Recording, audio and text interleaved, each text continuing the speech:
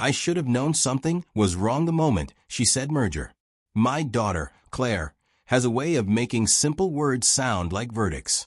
We were halfway through Nevada, the highway cutting through the desert like a knife, when she said it, calm, rehearsed, like she'd practiced in front of a mirror. Once the merger's finalized, everything will be secure, Dad. She kept her eyes on the road, her voice as flat as the horizon. I didn't answer right away. I just watched the sunlight flash across the hood of her car and thought about how the last time we took a trip together, she was 9 years old, holding a map upside down and asking if clouds had names. Now she was 38, married to a man I didn't trust, and driving me to inspect a property I supposedly owned. A business investment tied to my name, my retirement, and the last of the money her mother and I built together. Something in my gut said it wasn't a visit. It was a handoff. She took another call from her husband, whispering words like transfer and signing window, her fingers tightening on the wheel. When she caught me watching, she gave me a smile that didn't belong to her, the kind people wear when they're trying to hide a wound. That's when I started to feel it, the old instinct. The same one that warned me before every bridge collapse I'd ever prevented as an engineer. The subtle tremor before the fall. Everything all right? I asked. Of course, she said. Just business. But she wouldn't meet my eyes. The desert stretched endlessly on both sides of us. Red cliffs, wind-blown sand, no signs of life. It felt like driving through the inside of a secret. And somewhere between mile marker 114 and 115, I realized this trip wasn't about visiting a property. It was about erasing something. The road ahead looked endless, a ribbon of cracked asphalt slicing through a land so dry it seemed time itself had turned to dust. The sky hung low, heavy with heat, pressing down on the red dunes of Hollow Valley. My hands rested on the steering wheel, the leather warm and cracked beneath my fingers.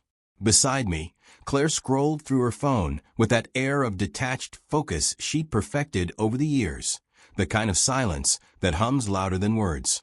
Another call? I asked, keeping my tone neutral. She didn't look up. Just business, Dad. The merger meeting's in an hour. Merger.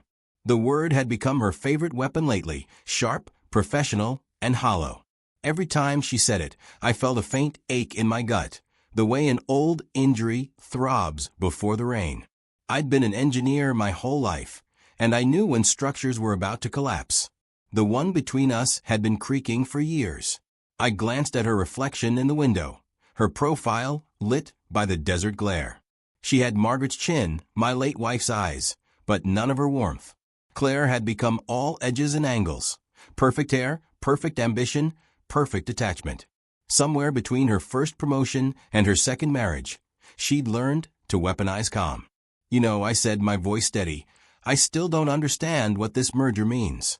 You said it involved the Hale Property Trust. That's my retirement fund. Her thumb froze over the screen. For a moment, the desert's hum filled the silence, the wind whispering against the car's frame like static. It's just restructuring, Dad, she said finally. Streamlining assets. You'll actually make more once everything's finalized. She said it like a rehearsed line. Maybe it was. I nodded slowly, but my eyes drifted to her phone, where a name flashed for a second before she tilted it away. Evan. Her husband. I caught a fragment of his voice through the speaker, deep and muffled. Something about signing before Friday. Claire muttered a quick, I'll handle it, and hung up. Everything all right with Evan? I asked. She exhaled sharply. Please don't start. I didn't start anything. You're the one making secret calls about my money. Her head snapped toward me then, eyes narrowing. It's our money. The family estate. Stop acting like I'm stealing from you. The word stealing echoed longer than it should have. Maybe because it wasn't the first time it had crossed my mind. We drove in silence for a while. The road curved through rust-colored cliffs that shimmered in the heat like living flame. Somewhere out there, a hawk circled, a small black dot in a sky too big for human troubles. The radio hissed with static. Even the stations seemed to have given up on this stretch of nowhere. I cracked the window. The wind that rushed in carried the smell of dust and sunburned metal. It filled my lungs sharp and dry, but it felt honest, Something pure in a world of contracts and whispered deals. Claire turned up the AC and muttered, "You'll ruin my hair." I almost laughed. Almost. "You know," I said after a while, "your mother used to love drives like this. She said deserts make people tell the truth." Claire smirked faintly. Maybe that's why she stayed home. Her tone cut deeper than she probably meant it to. Or maybe she did mean it. She always had a way of pressing where it hurt. I focused on the horizon instead. The sun was lowering, bleeding gold over the canyon walls. Heat waves shimmered like water. For a fleeting moment, the beauty of it overwhelmed the tension in the car. But then she spoke again. "You didn't have to come, you know. Evan and I could have handled the property ourselves." I looked at her, really looked.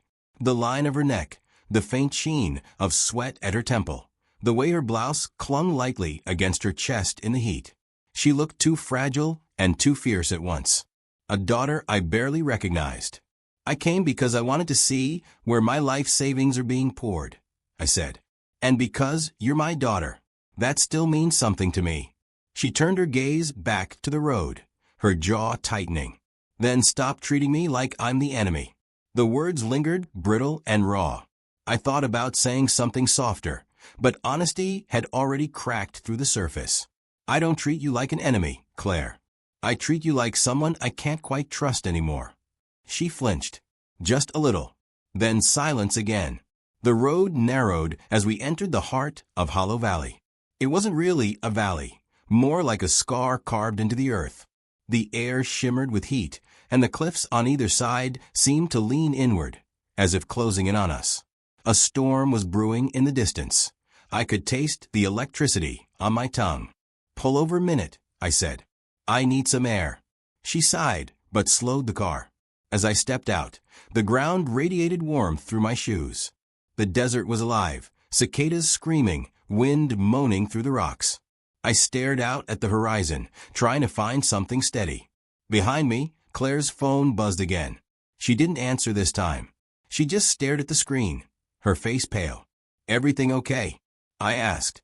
She hesitated, then nodded too quickly. "It's fine. Just business." "Business," I echoed, my voice low. That word's eaten everything between us. Her lips parted, but whatever she was about to say died in her throat. Instead, she looked past me toward the endless desert and whispered almost to herself, "You wouldn't understand." Maybe she was right, or maybe she didn't want me to.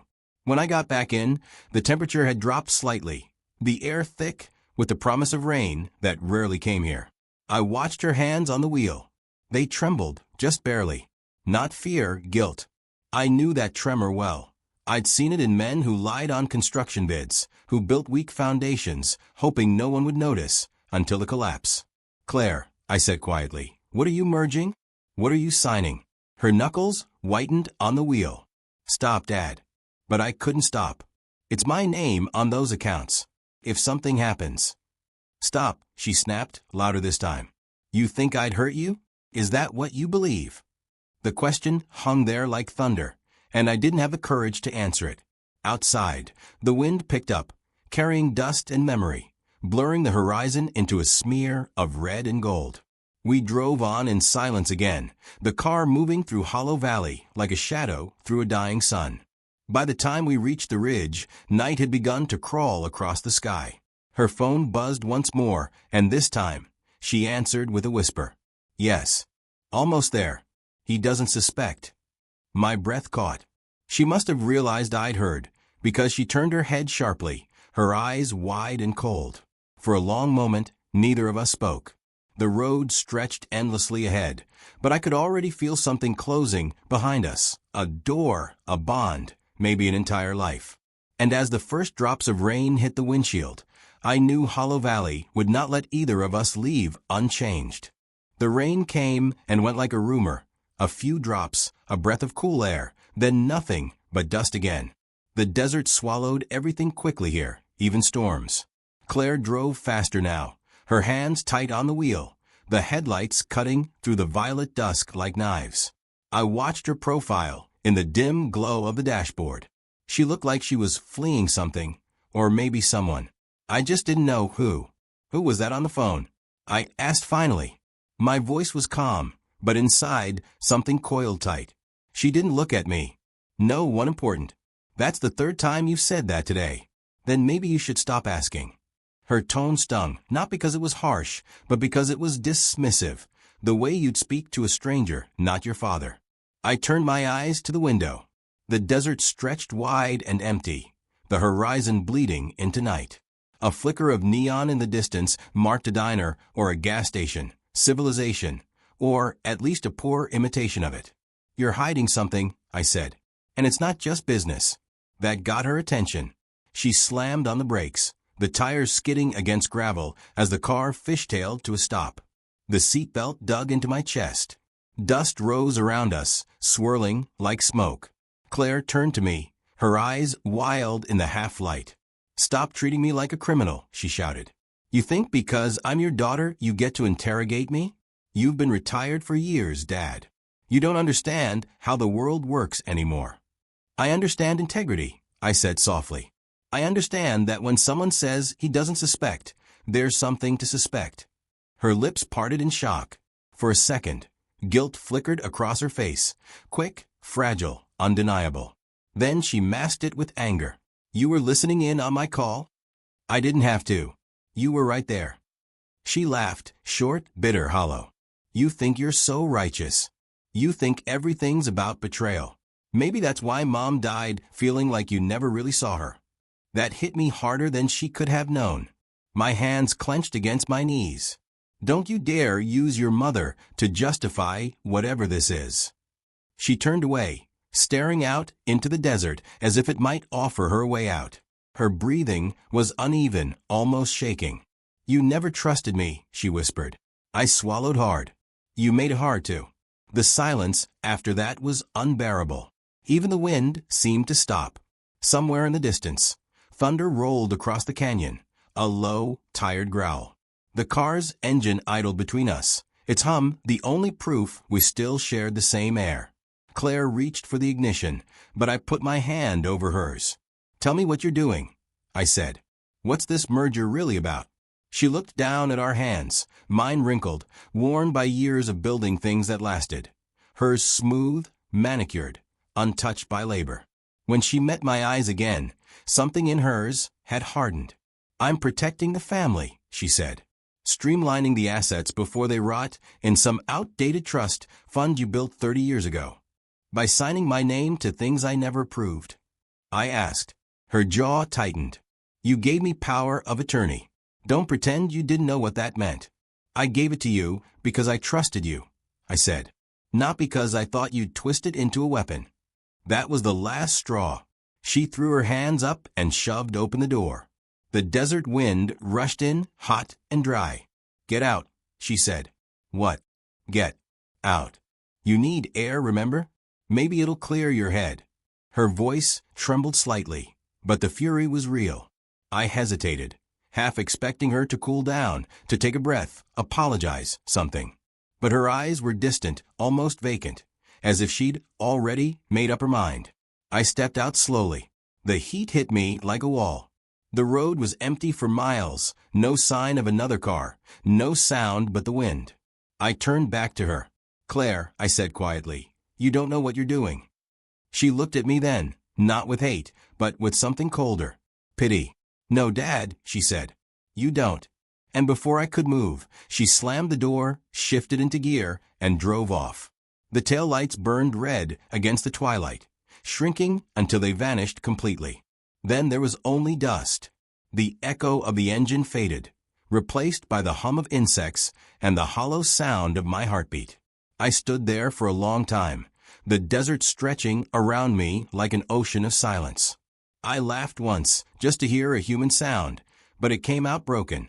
The wind caught it and scattered it into the night. I looked down at what I had, my jacket, my phone, no signal, and a half-empty bottle of water. The road ahead split in two directions, neither promising much. My chest tightened with disbelief, then anger, then something worse, realization. My own daughter had just abandoned me in the middle of nowhere. For years, I told myself she was ambitious, driven, that her coldness was just armor against a hard world. But now I saw it clearly. She'd learned from me, yes, but not the lessons I meant to teach. She'd learned control. She'd learned detachment. She'd learned how to build walls and call them boundaries. I started walking. The air cooled as the sun disappeared completely, leaving behind a blood-red sky fading to indigo. The first stars blinked awake, fragile and distant. My shoes crunched over gravel, each step a reminder that I was alone, 68 years old and deserted by the one person I thought would carry my name with pride.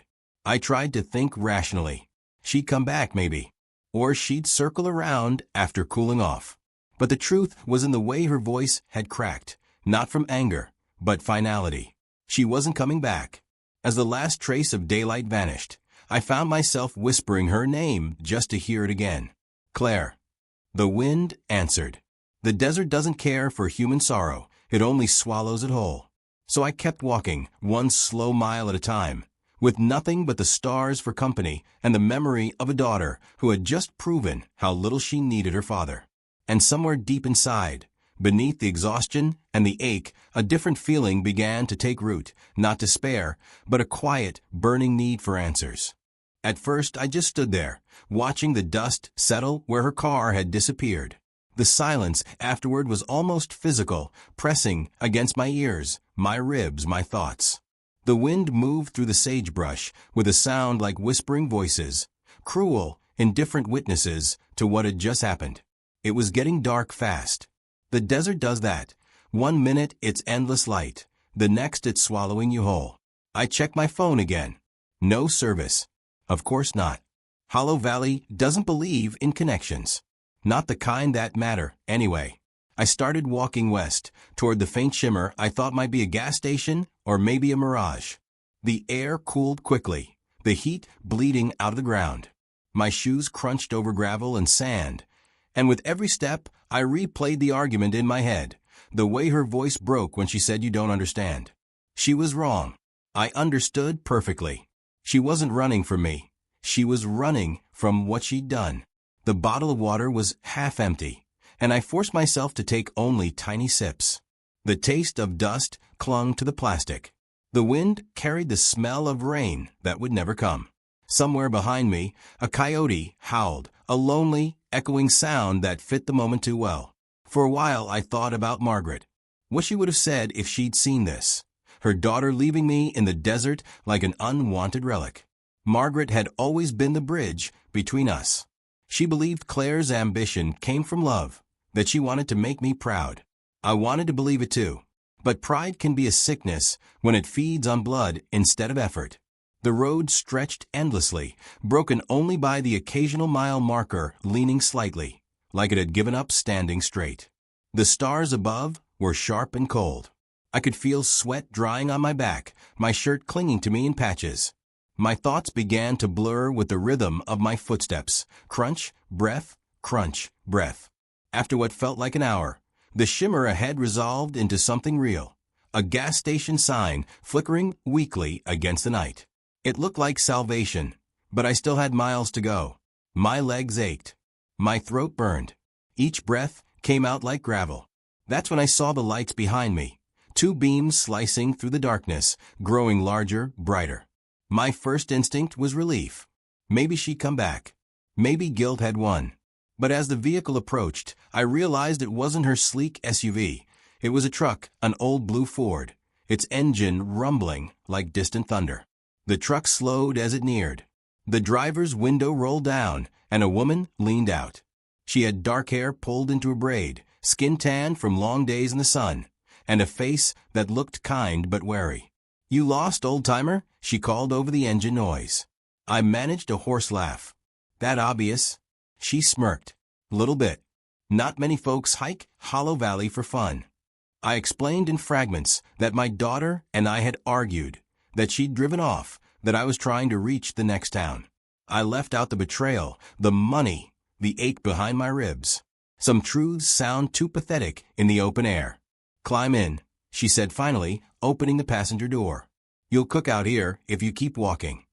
I hesitated, old habits of pride and caution, but her eyes were steady, and the exhaustion was stronger than my stubbornness. I climbed in, wincing at the stiffness in my knees. The seat smelled faintly of oil and cigarettes, but it was warm, safe. She offered me a bottle of cold water from the cooler between the seats. "Name's Maya," she said. "Maya Ortiz. Deliveries, mostly. You?" "Richard Hale," I said, taking a grateful gulp. "Retired engineer. And apparently, a terrible judge of character."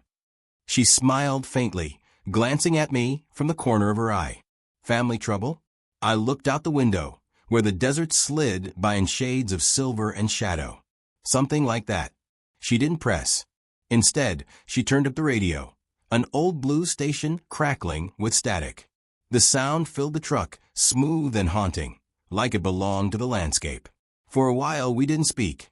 The hum of the tires and the low rhythm of the music felt almost hypnotic. "You from around here?" I asked finally. "Ridgehaven," she said. "About 40 miles east. I run supplies to some of the ranches. Not much else out here, but ghosts and cactus." "Ghosts I can handle," I said. "It's the living that worry me." She laughed, a soft, genuine sound. It surprised me how good it felt to hear it. Ain't that the truth? We drove on in silence again, but it wasn't the heavy silence I'd had with Claire. This one was easier, quiet with room to breathe. Every few miles, I caught her glancing at me, curious but respectful, as if she sensed something broken but didn't want to touch it too soon. The desert outside blurred past, dark and infinite. After a while, she said, "Most people don't walk away from Hollow Valley the same as they went in. It's a kind of test, I guess." I smiled faintly. Then I must have failed it. She shook her head. "Maybe not. Maybe it's just starting to show you who you are." Her words lingered longer than I expected. I looked at her hands on the wheel, strong, sure, scarred in a way that told stories without needing words. Something in her calm steadiness pulled at me, like the first deep breath after too long underwater. We passed a sign that read Ridgehaven, 10 miles. Civilization was near, but part of me didn't want the ride to end. I wasn't ready for fluorescent lights and explanations. I wanted this. The hum of the truck, the open road, the quiet company of someone who didn't judge or pry. When she dropped me off outside a small, flickering motel called the Dusty Spur, she refused the money I offered. "You've had a rough night," she said, her tone soft. "Get some rest. The world looks different in the morning." I stood there for a moment, the neon buzzing overhead, watching her drive away. The tail lights faded into the desert until all that remained was the hum of the sign and the whisper of wind against the windows. For the first time that night, I felt something close to gratitude. Not for my daughter, not yet, but for this stranger who'd stopped for a lost man on an empty road. She'd reminded me that kindness still existed, even when blood failed. I looked up at the stars, and for the first time since Claire drove away, I allowed myself to breathe. Maybe I wasn't done yet. Maybe Hollow Valley hadn't buried me after all. Maybe it had just stripped me down to what was left, a man with nothing but questions, and just enough strength left to start finding answers. The Dusty Spur Motel looked like it had given up a long time ago. Its sign buzzed in weak pink light, the S flickering like a dying heartbeat. The parking lot was half empty, a graveyard of forgotten cars coated in desert grit. I stood there for a long time after Maya drove away, the hum of her engine fading into the night. It felt strange, being left again, only this time it didn't ache as much. Maybe because her departure had kindness in it, not cruelty. Inside, the air smelled of bleach and nostalgia. The clerk behind the counter was a man in his 70s with yellowed glasses and a voice like gravel. When I reached for my wallet, I found a 20 and a handful of change. Not much. But before I could speak, the clerk said, "Already covered." "By who?" I asked. He shrugged. "Lady in the blue truck. Said you looked like you'd had a long road." "Maya." I stood there a moment, trying to process the simplicity of it. Someone doing something decent with no strings attached. "Did she say anything else?" He shook his head. "Just told me to make sure you got the room with the working fan." I thanked him and took the key. Number 7. The hallway smelled of old carpet and sun-baked curtains. The door stuck before opening, and when it did, I stepped into a small, dim room where time seemed to have stopped somewhere in the mid-'80s. A ceiling fan turned lazily above a single bed with a faded quilt. The hum of neon filtered through the thin walls. I sat on the edge of the bed, feeling the spring's protest under my weight. The silence was heavier here, the kind that forced you to listen to your own thoughts. I didn't like what I heard. Claire's voice echoed in my head. You never trusted me. My own voice followed, sharp and tired. You made it hard to. It played like a recording I couldn't turn off. I rubbed my temples trying to push it away, but the ache behind my eyes only deepened. On the nightstand sat a Gideon Bible, its pages yellowed, beside an ashtray full of cigarette burns. I opened the drawer beneath it out of habit. Engineers look for compartments, even when there aren't any, and found a notepad and a pen. The pad had the motel logo printed in faded ink, a spur inside a desert sun. I started writing without thinking. Not a letter, more like a map of regret. You were my pride once, my reason for saving, my promise to your mother. The words blurred. I stopped. I reached into my travel bag, still sitting on the floor from earlier that morning, before everything had unraveled. Inside, I found the documents I'd signed months ago. The will, the trust, the power of attorney. Each page with my name, each page transferring control to Claire. I held them under the yellow lamp, scanning the neat, impersonal signatures, and felt something cold crawl up my spine. I'd built bridges all my life, but this was the first time I'd built my own prison. Margaret's name appeared near the bottom of one page, in loving memory of Margaret Hale. I traced it with my thumb. She'd trusted Claire too. She'd said, "She's strong, Richard. She'll take care of us when we're old." Old. I was that now, too old to fight, too proud to beg. Yet something in me stirred as I stared at the papers. Maybe it was stubbornness. Maybe survival. Maybe just the ghost of Margaret, whispering that strength doesn't die with age. I poured the rest of the warm water from my bottle into a plastic cup and drank. It tasted like dust and regret. I laughed softly at the irony. A man who built water systems across half of Nevada couldn't even find a drinkable glass of it tonight. The ceiling fan creaked as it spun, casting slow-moving shadows across the room. I lay back, staring up at it, and felt the weight of years pressing down. I thought about the small things, Claire's first bike, her laughter when she fell and insisted she was fine, the way Margaret's hand would rest on her shoulder at piano recitals. Somewhere between those moments and now, something precious had died. Maybe I'd killed it by not being there enough. Maybe ambition had done the rest. But the truth was simpler. I didn't know her anymore. A soft knock at the door startled me. I sat up. Another knock, gentler this time. "Who is it?" I called. "It's me," a voice said, Maya's. I opened the door to find her standing there, the desert wind tugging at her braid. She held a brown paper bag. "Forgot to give you this," she said. "Sandwich and coffee from a station. You look like you hadn't eaten in a while." I took the bag, embarrassed at the lump in my throat. "You didn't have to do that." She smiled. "Yeah, I did. You remind me of my dad. He used to get that same lost look whenever life kicked him in the teeth." I laughed quietly. "I've had better days." She leaned against the doorframe. "You gonna be okay?" "I don't know yet," I admitted. "But thank you for stopping. Most people wouldn't." "Most people don't notice," she said.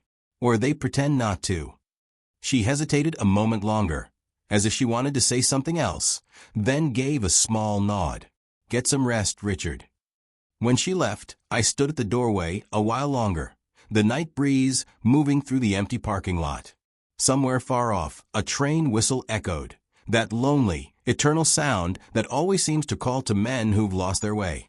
I ate the sandwich slowly, the cheap white bread sticking to the roof of my mouth, the coffee lukewarm but comforting. When I finished, I placed the papers on the nightstand beside the lamp. They stared back at me, proof of my own foolishness. I turned off the light, but sleep didn't come easily. The ceiling fan kept turning, its rhythmic groan matching the pulse of my thoughts. I imagined Margaret lying beside me, whispering, "You can still fix this." And maybe, in that dark motel room, I started to believe her. Because when the first light of dawn slipped through the dusty curtains, I already knew what I had to do. I was done being a name on someone else's document. If my daughter wanted control, she'd have to fight me for it.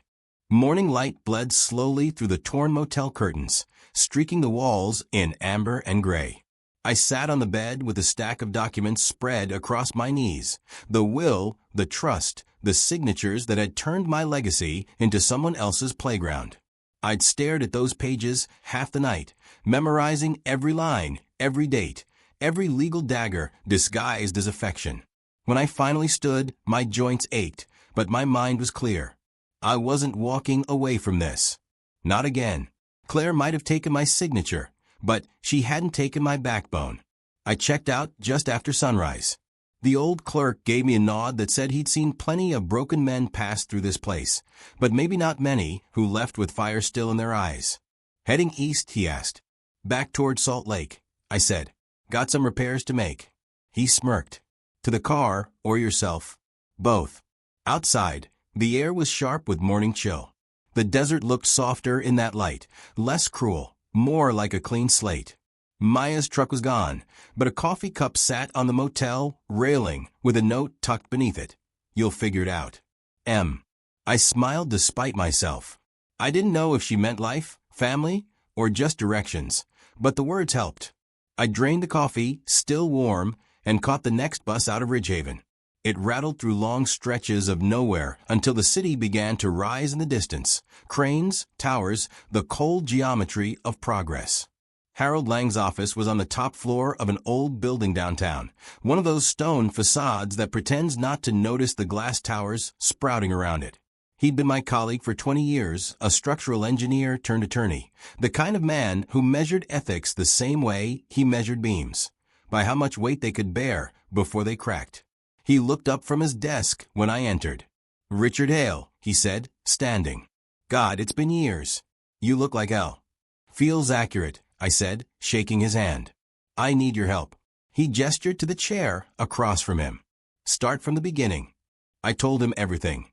The drive through Hollow Valley, Claire's cryptic calls, her leaving me in the desert. I watched the disbelief build in his expression as I laid out the papers.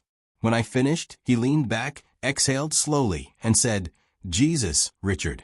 She's taken control of everything. I know, I said. And I want it back. He tapped his pen against the desk. You gave her power of attorney. That complicates things. But not impossible. She can't misuse your assets if we can prove bad faith. I don't want a courtroom drama, Harold. I want to cut the strings quietly. End her access. Rewrite the plan. His eyes narrowed, studying me. You're serious. I've never been more. A small smile tugged at the corner of his mouth. Then we build a new foundation. The phrase struck something deep in me. For years, my life had been blueprints, measurements, calculations, integrity lines. This was no different. I leaned forward, adrenaline humming. What do I need to do? First, he said, flipping through my old trust papers. We revoke her authority. File an amendment to void her power of attorney effective immediately. Second, we establish a new entity, something she doesn't know about, can't touch. A trust under my name? He shook his head. No. Under Margaret's. You always said she was your conscience. Let her legacy carry the weight this time. The idea hit me like a breath of fresh air. The Margaret Hale Foundation. It sounded right, grounded, decent. Something that couldn't be corrupted by greed or betrayal. Make it for single mothers, I said. She would have liked that. Harold smiled. Still a romantic beneath the armor. Maybe just tired of watching good things rot. We spent the next several hours drafting documents. The office filled with the soft rustle of paper, the click of pens, the mechanical hum of a copier. Each signature I made felt different from the last time. Deliberate, strong. Every stroke of ink reclaimed a piece of myself. When we finished, Harold looked at me over the stack of newly notarized pages. Once we file this, Claire's access is gone. Accounts frozen, assets redirected, all authority voided. She'll find out eventually. I want her to, I said, but not before she realizes what trust really means. He nodded slowly, then poured 2 glasses of scotch from a small decanter on the shelf. To second chances, he said. I raised mine. to clean foundations. The liquor burned going down, sharp and familiar. It steadied me. For the first time in weeks, maybe months, I felt like I was standing on solid ground. As I left his office, the city outside shimmered under late afternoon light. Cars rushed past, horns blaring, people moving like clockwork. Life didn't pause for betrayal or redemption. It just kept building. And maybe that was the lesson. You can't rebuild the same house on a cracked foundation. You have to start over. I found a payphone on the corner, one of the few left, and dialed Claire's number. It rang 3 times before going to voicemail. I didn't leave a message. There was nothing left to say that she'd understand right now. Words were weak currency. Action was the only language left between us. Back at the motel that evening, I opened my bag and looked again at the old documents, now useless relics. I folded them carefully and slid them into the trash. The past had to be buried for anything new to stand. I poured myself a drink from the minibar and sat by the window, watching the city glow like embers. The reflection in the glass didn't look like a man beaten by life anymore. It looked like a man drafting his comeback, one careful line at a time. And somewhere deep inside, where grief had once lived, I felt the faint spark of something dangerous and necessary. Resolve. Margaret would have called it hope. I called it revenge with purpose. There's a strange kind of calm that comes after the storm, not peace exactly, but the quiet hum of damage being assessed. I felt that calm as the days passed after Harold filed the paperwork. Each morning began the same: black coffee, silence, and a growing list of accounts, properties, and holdings that no longer belonged to my daughter. Claire didn't know it yet. That was the point. This wasn't about vengeance served hot. It was a slow dismantling, the kind that worked quietly while the guilty slept comfortably, unaware that their world was evaporating under them. I moved through Ridgehaven and Salt Lake City like a ghost, signing, transferring, closing. Harold handled the legal side. I handled the intent. Every bank manager, every notary, every clerk who asked, "Are you sure you want to do this?" got the same answer. Completely. The new foundation, the Margaret Hale Foundation for Single Mothers, came to life on a Tuesday morning in a small office painted the color of dry wheat. The woman processing the registration asked if I wanted to include a mission statement. I paused, then said, yes. To build something that lasts. It felt right. Simple, solid. The kind of phrase Margaret would have approved of. By the end of the week, the foundation's account was active, seated with everything that once sat under the Hale Trust. Real estate titles followed, then investment portfolios. Each document signed was a nail sealing the coffin of Claire's control. I imagined her sitting somewhere in Reno, toasting her success, unaware that her empire was now a hollow shell. At night, I stayed in a modest rental, one of those small apartments with paper-thin walls and a view of nothing but rooftops. It reminded me of my early days after college, when Margaret and I lived off canned soup and dreams. Those were good years, pure years. We built everything from scratch then. And maybe that's why starting over didn't feel so impossible now. One evening, I found myself looking through old photographs I'd packed years ago and never opened. There she was, Claire at 6, missing a front tooth, holding a Lego bridge she'd built with me at the kitchen table. "Look, Daddy," she'd said, "it stands even without glue." I smiled at the memory, though it twisted something deep inside. Somewhere between that child and the woman she'd become, we'd lost the glue. I poured a drink, sat by the window, and let the city lights blur. Beneath the hum of traffic, I could almost hear Margaret's piano again, faint and steady, a tune that once meant home. I wondered what she would have said about all this, about me fighting back. Maybe she would have told me that some doors have to be closed to protect what's behind them. The next morning, I met Harold again. He was already at his desk, a half-empty mug of coffee beside a thick folder. "It's done," he said, handing it over. "Everything's transferred. Legally airtight. Claire's access is gone." I opened the folder. Dozens of pages, neatly organized. The blueprint of my redemption. "She won't know until the next quarterly audit," Harold continued. "By then, she'll be knee-deep in confusion." I nodded. "Good. Let her think she's still in control for now." He leaned back, studying me. "You sure about this, Richard? There's no going back. Once she finds out." "She already left me once," I said. "All I'm doing now is locking the door behind her." He nodded slowly. "You always did prefer structural fixes to emotional ones." "I build what lasts," I replied. That afternoon, I went to the bank in person to sign the final transfer, the Margaret Foundation's main account. The teller, a woman in her 40s with tired eyes, smiled as she watched me sign. "My mother was a single parent," she said quietly. "It's good to see someone giving back."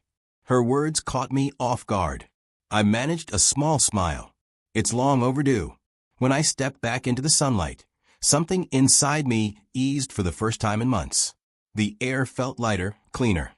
The world hadn't changed. I had. Meanwhile, somewhere out west, Claire was celebrating. I could picture it perfectly. Champagne flutes clinking, her sharp laughter filling some penthouse terrace. Evan beside her, smug and oblivious. Maybe she even toasted me, thinking I'd quietly faded into retirement, leaving her to build whatever future she imagined for herself. "To a clean start," she'd probably said. The irony made me laugh. Because while she raised her glass to new beginnings, her name was being erased from every ledger, every deed, every digital record she thought she owned. Later that night, as I walked through the quiet streets of the city, I passed a small park. Children's laughter echoed faintly from somewhere in the dark, a sound that used to mean everything to me. I sat on a bench beneath a dying oak and watched the stars fight through the light pollution. A breeze rustled the leaves, whispering like an old friend. I thought about calling Claire, telling her it was over, that she'd taught me one last lesson, how to rebuild. But I didn't. Some messages don't need words. She'd find out soon enough. When I returned to my apartment, I poured another drink and stood by the window, watching the faint reflection of my own face in the glass. There were lines I didn't remember earning, gray I didn't remember gaining. But behind the age was something new, the quiet satisfaction of a man who'd finally taken back what was his. The next phase would come soon enough, the locks, the letters, the confrontation. But not tonight. Tonight was about stillness, about letting the shift settle. And as I turned off the lights and lay in the dark, one thought stayed with me, steady as breath. I hadn't lost everything. I'd just reclaimed the parts worth keeping. The house in Brookfield looked smaller than I remembered. Maybe it was the maple trees, grown wild in my absence, their branches casting long shadows across the brick facade. Or maybe it was me who'd changed, no longer seeing it through the lens of family, but as a relic of a life that had already ended once. I parked on the curb and sat there for a moment, the engine ticking softly as it cooled. Margaret's garden was still there, the roses she planted, overgrown but stubbornly alive.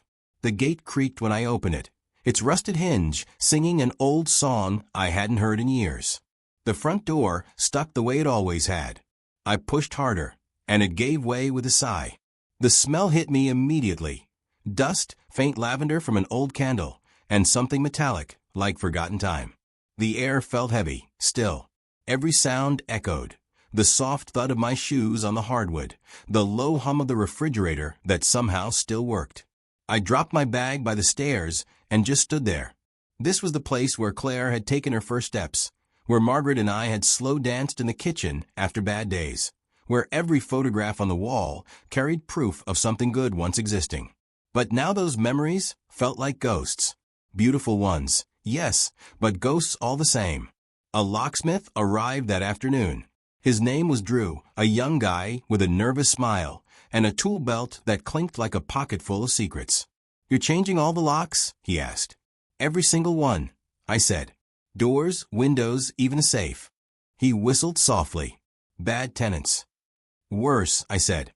"Family." He didn't ask more after that. He just went to work, the clicks and metallic turns echoing through the house like punctuation marks. I followed him room to room, watching as the old keys, symbols of trust, of shared life, were replaced one by one. Each twist of his wrench felt like an exorcism. While he worked, I walked through the rooms slowly. The living room still had the piano, Margaret's piano, covered in a fine layer of dust. I wiped it clean with my sleeve, sat on the bench, and pressed a single key.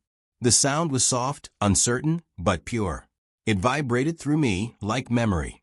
I found myself playing one of her favorite tunes, hesitant at first, then stronger as my fingers remembered their place. The notes filled the house, fragile but defiant. When I stopped, Drew was standing in the doorway, silent. "That was beautiful," he said. "Yours." "My wife's," I said quietly. "She played it every Sunday morning. Said it made the house feel alive." He nodded, then held up a new set of keys, polished brass on a simple ring. "All changed. These are yours now." I took them, feeling the weight in my palm. "Thank you." When he left, the house was different. Not brighter or cleaner, but mine again. I walked from room to room, locking each door behind me, listening to the soft click, a sound of finality, of boundaries being redrawn. In the study, I sat down at Margaret's old writing desk. The grain was still smooth where her hands used to rest. I took out my phone and typed a single message to Claire. "The house has changed and so have I." I hesitated before sending it, but then pressed send anyway. The screen stayed still, no reply, no read receipt. Just silence. It was fitting. I poured myself a drink, sat by the window, and watched the maple leaves shimmer under the evening sun. For the first time, I didn't feel anger. Not even grief. Just quiet understanding. That some things break so completely, they aren't meant to be repaired. As twilight deepened, I played the piano again. My fingers were clumsy, but the melody found its way through. I imagined Margaret standing behind me, her hand on my shoulder, smiling that patient smile she used to give me when I overthought everything. "Some doors," she used to say, "should stay closed once you've learned what's behind them." I looked around the room, the photos, the shadows, the new locks gleaming faintly in the lamplight, and realized she was right. The past was locked away now. And for the first time, I wasn't afraid of moving forward without it. Before bed, I walked the perimeter of the house one last time. Each door closed, each window latched. When I reached the front entrance, I turned the key and listened to that final click echo through the quiet. It sounded like a heartbeat, like closure. I whispered, "Goodbye, Margaret. Goodbye, Claire." And with that, I shut off the lights and went upstairs, the new keys cool in my hand, the house breathing softly around me, secure, silent, and utterly mine. I didn't need to see it happen to know the exact moment Claire's world began to crumble. You can sense those things when justice finally catches up to deceit. Somewhere in Reno that morning, the illusion she'd built on my name began to crack. It started with the banks. Harold had timed it perfectly. Every account, every investment, every credit line tied to the Hale Trust froze at 9 a.m. sharp. By 9:15, her phone must have been buzzing like a hive of hornets. And by noon, I imagined her standing in her sleek glass kitchen, Evan beside her, their faces drained of that polished confidence they wore like armor. I didn't need to picture it, but I did anyway. I could see it so clearly, Claire pacing barefoot across the marble floor, her hair slightly undone, one hand gripping her phone. "There must be a mistake," she'd say. "Run it again." And when the bank manager told her there was nothing he could do, she'd hang up, jaw tight, eyes cold. Evan would hover behind her, asking questions he didn't really want answers to. "Your father," he'd say. "Did he?" And she'd cut him off. No, he wouldn't. But deep down, she'd know I would. By early afternoon, she and Evan arrived at their penthouse, a monument of glass and excess overlooking downtown Reno. They'd been proud of that place, calling it their empire in the sky. I'd only been there once. Everything about it had felt temporary, too clean, too staged, like a photograph waiting to fade. When they stepped out of the elevator that day, they found an envelope taped to their front door. My handwriting on the outside in blue ink. Claire must have felt her stomach drop even before she opened it. Inside was a single sheet of paper. "By order of the Hale estate, all assets under your name are suspended pending investigation. You will be contacted by legal counsel within 48 hours. Do not attempt entry. Richard Hale." Harold said she called his office 20 minutes later, voice shaking but trying to sound composed. He didn't take the call. He wanted her to sit with it, the silence, the consequence, the realization that everything she'd manipulated had finally pushed back. Meanwhile, I was in Brookfield, sitting at my kitchen table, drinking coffee from one of Margaret's old mugs. The steam curled upward like a ghost. Outside, the morning light filtered through the maples, bright and gentle, as if unaware that somewhere out west, my daughter was watching her world collapse. I should have felt triumphant. Part of me did. But another part, the part that still saw her as a little girl with scraped knees and wild curls, felt the faint sting of sorrow. Revenge never fills the hole left by love gone wrong. It just reshapes it into something bearable. Still, she'd made her choices. And so had I. Around noon, Harold called. "It's done," he said. "Property access revoked. Business holdings under review. They're effectively locked out of everything." "Good," I said quietly. He paused. She sounded shocked. "She built her castle on sand," I said. "She shouldn't be surprised it washed away." There was silence on the line. Then Harold spoke again, softer this time. "You know, Richard, justice and peace aren't always the same thing." "I know," I said. "But sometimes one has to come before the other." That night, I imagined what their penthouse must have looked like in that moment. Claire and Evan, surrounded by luxury that suddenly meant nothing. The glass walls reflecting only their panic. The credit cards declined. The phones ringing unanswered. And that letter, lying open on the counter like a wound that wouldn't close.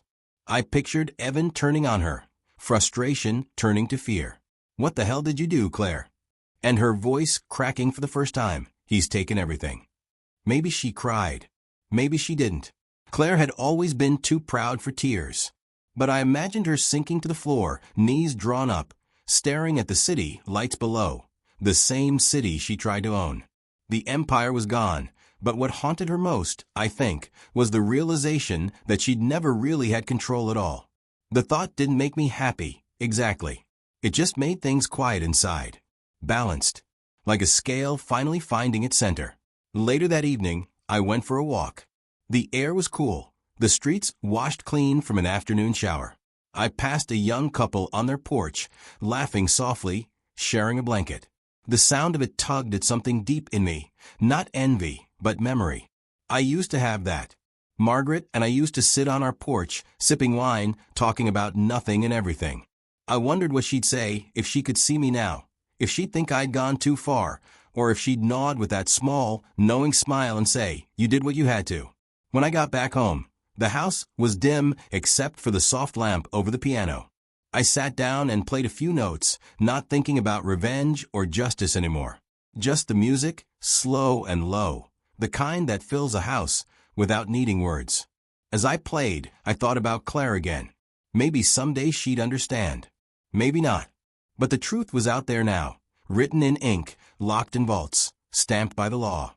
She could no longer hide behind charm or contracts. And when the final note faded, I whispered into the silence. Some gates were never meant to open twice. The words hung in the air, heavy but right. I stood, locked the front door behind me, and went upstairs. Outside, the wind brushed the windows softly, like the world itself had taken a deep breath. In Reno, the lights would still be burning behind those locked gates. But inside them, there would be silence, the kind that follows when every life finally runs out of air. When Harold called me that morning, I already knew what he was going to say. "She's asking for a meeting," he said, face to face. I was silent for a moment, watching sunlight creep across the kitchen counter, spilling over the faded photograph of Margaret that sat beside my mug.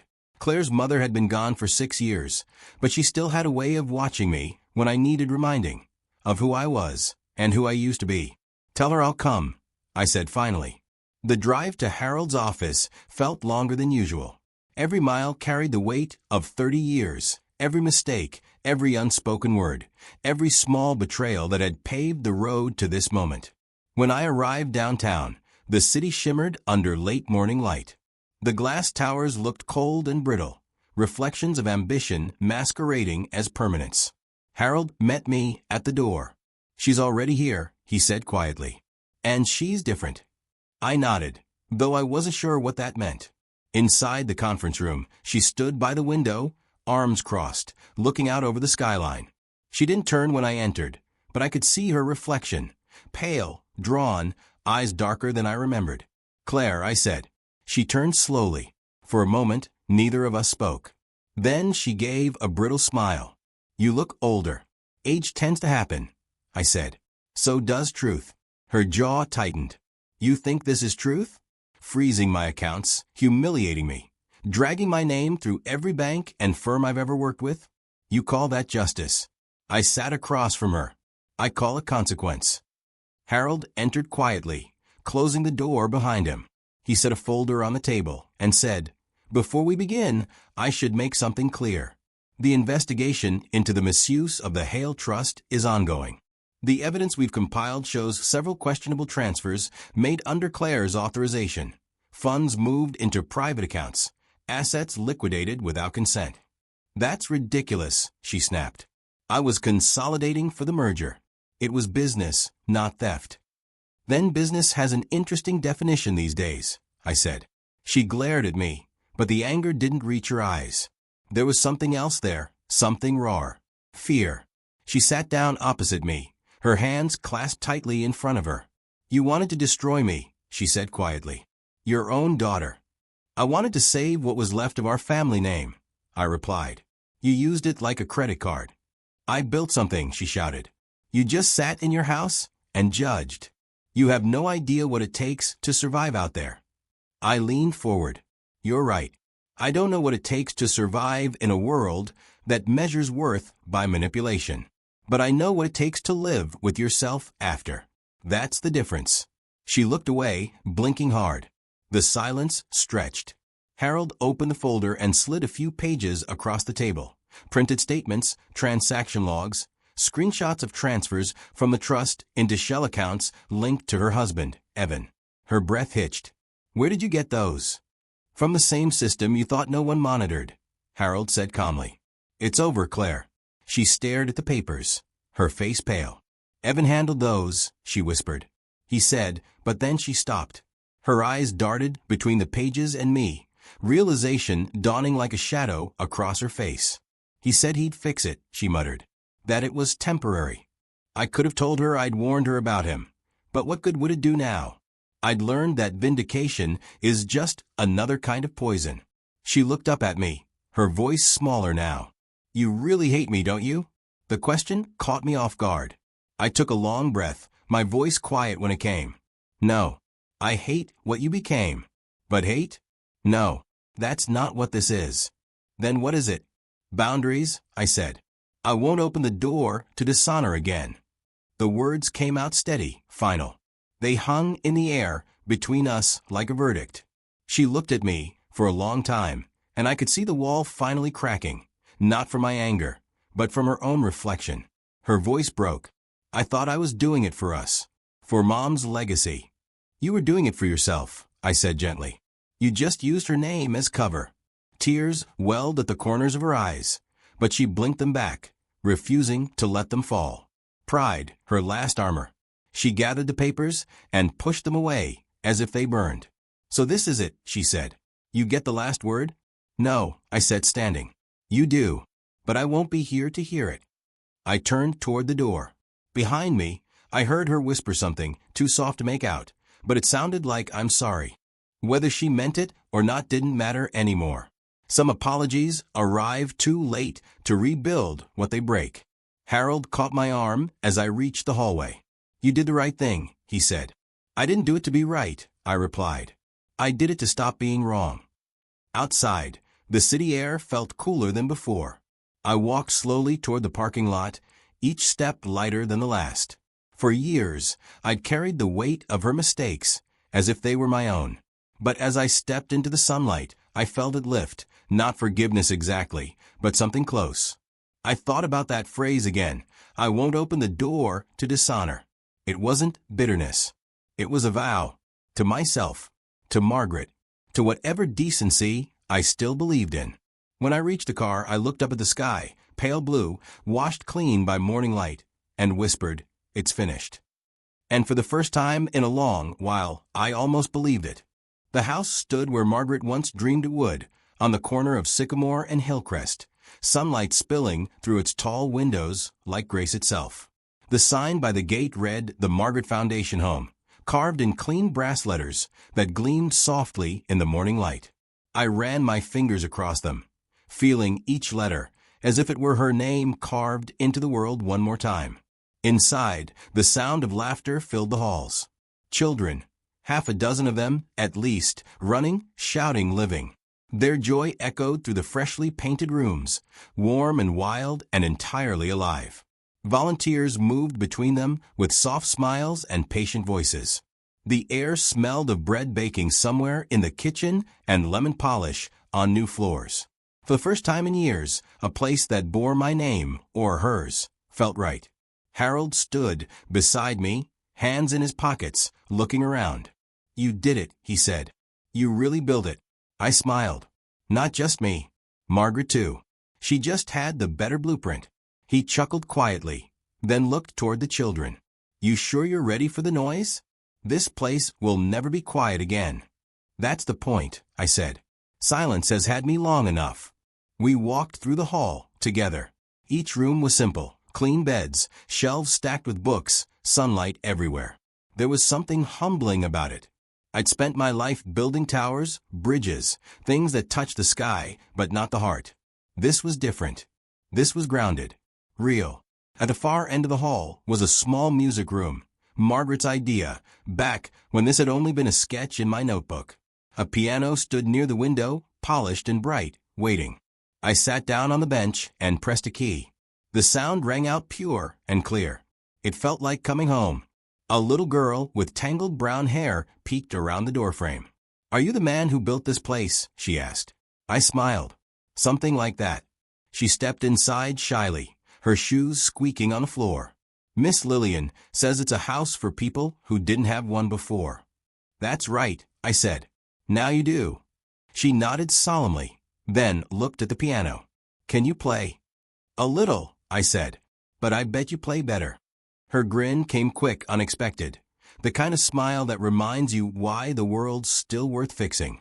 She climbed up beside me and pressed a few keys, giggling at the noise. The notes were clumsy, but beautiful in their own way. I laughed too, the sound surprising me. I hadn't heard it for myself in years. When she ran off again, Harold lingered at the door. "You're going to change a lot of lives here," he said. I shook my head. "Maybe, but it's already changed mine." He left me there, and I sat in the soft light for a long time, playing the tune Margaret used to love, slow, steady, every note like a heartbeat. The sun shifted, warm on my shoulders, and for a brief moment I felt her there. Not as memory, not as ghost, but as presence, the way she used to fill a room without saying a word. Later, when the staff finished their rounds and the children went out to the garden, I walked to the front door. It gleamed newly fitted, brass handles shining in the afternoon sun. I turned the key gently and felt the click of the lock, not as closure this time, but as protection, as promise. Outside, the courtyard was alive with laughter. A few of the younger ones were playing tag beneath the sycamore tree. I stood and watched them, the wind moving through their hair, the light catching in their eyes. It was everything Margaret wanted, a place where broken things could mend quietly, where no one was left behind. A reporter from the local paper had asked me earlier that week what the foundation stood for. I told her the truth. It's about second chances for them and for me. Now, standing there, I understood what I hadn't said out loud. It wasn't revenge that brought me peace. It wasn't justice either. It was the act of building again, of using what was ruined to shelter something new.